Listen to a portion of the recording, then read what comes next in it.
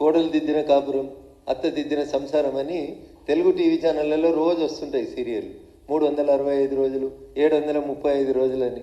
అట్లా సిట్టు ముఖ్యమంత్రి వచ్చినప్పటి నుంచి మొదలుపెట్టింది ఇన్వెస్టిగేషన్. ఒకటో సిట్ అయిపోయింది, రెండో సిట్ వచ్చింది. రెండో సిట్ తర్వాత 6 నెలల తర్వాత బహుశా నాకు తెలిసి మూడో సిట్ వస్తుంది అనుకుంటా. ఈ మూడో సిట్ అయిపోయాక ఇంకో సంవత్సరం తర్వాత 4వ సిట్ వస్తుంది. అప్పుడు ఈ వచ్చిన సీట్లన్నీ కాంగ్రెస్ వాళ్ళు ఏం చేసిరని విచారణ చేయాల్సిన పరిస్థితి వస్తుంది తప్ప గత 10 ఏళ్లలో టీఆర్ఎస్ ఏం చేసిందో వీళ్ళు కొండందేవి ఎలుకను కూడా పట్టేటట్టు కనబడతలేరు ఈ సీట్ వాళ్ళు. అందుకని రోజు నోటీసులు ఇచ్చి, టీవీలకు బ్రేకింగ్ న్యూస్లు ఇచ్చి 3 గంటలు ప్రశ్నించారు, 8 గంటలు ప్రశ్నించారు, 12 గంటలు ప్రశ్నించారు. ఏం ప్రశ్నిస్తురన్నా? ఏం చేస్తురన్నా 3 గంటలు?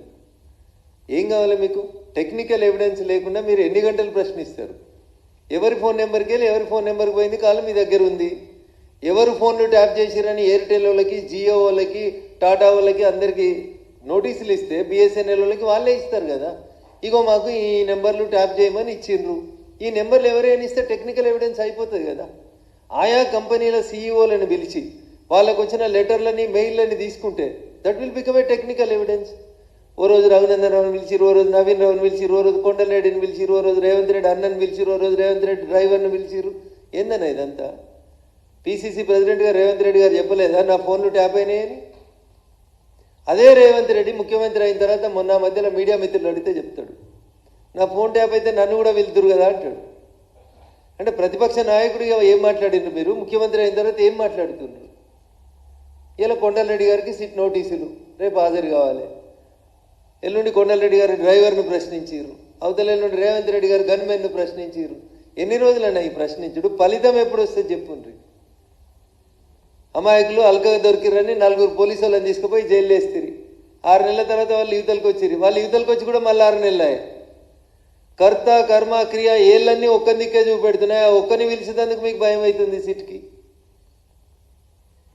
వీళ్ళు వాళ్ళు ఆఖరికి వాళ్ళ బిడ్డ కూడా చెప్పింది కదా, ఇంటి అల్లుని ఫోన్ ఇవ్వడాన్ని ఇంటి ఆర్డర్ పోయి ఇంతకంటే ఫాల్తు పంచాయతీ ఉంటుందా అని అడిగింది బిడ్డ. ఇంకా ఎంతకంటే ఎక్కువ సాక్ష్యం ఏం కావాలి? ఇంటి అల్లుని ఫోన్ వింటారా అని అడిగింది. నీ భార్య ఫోన్ వింటారా, నీ భార్య ఫోన్ కూడా వింటావా అని అడిగింది.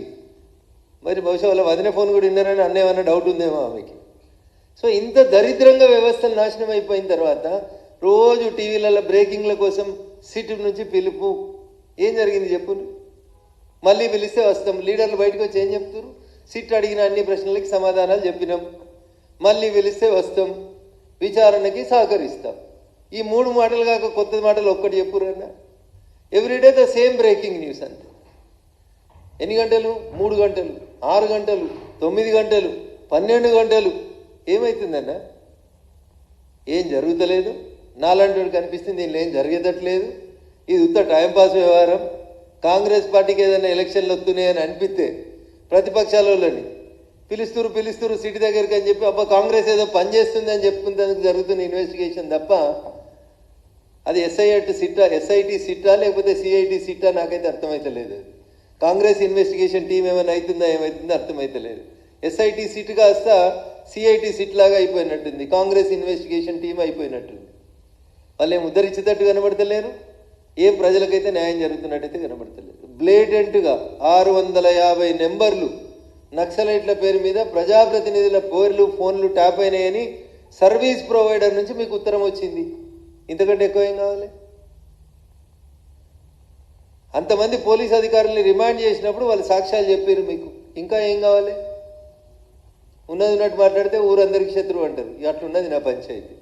రఘునందన్ రావుకి ఏం అవసరం? ఎందుకు మాట్లాడుతున్నాడు? Raghunandan Rao is the first victim, telephone tapping first victim Dubbaka by elections నేనే. ఇంతకంటే ఎక్కువ ఎన్ని చెప్పినా వాళ్ళకి పోలీసు వాళ్ళకి అర్థం కావు. వాళ్ళ ఇన్వెస్టిగేషన్ తూతు మంత్రం మమ తప్ప ఏం లేదు అందులోపల. మళ్ళీ రేపు మున్సిపల్ ఎలక్షన్లు అవో ఇవో వస్తున్నాయి కాబట్టి వీళ్ళకి నోటీసులు ఇస్తున్నాం, వాళ్ళకి నోటీసులు ఇస్తున్నాం, పేపర్లలో పెద్దగా రాయించుకొని వాళ్ళని పెద్ద లీడర్లను చేసేందుకు తప్ప ఇంకోటి ఏం లేదు.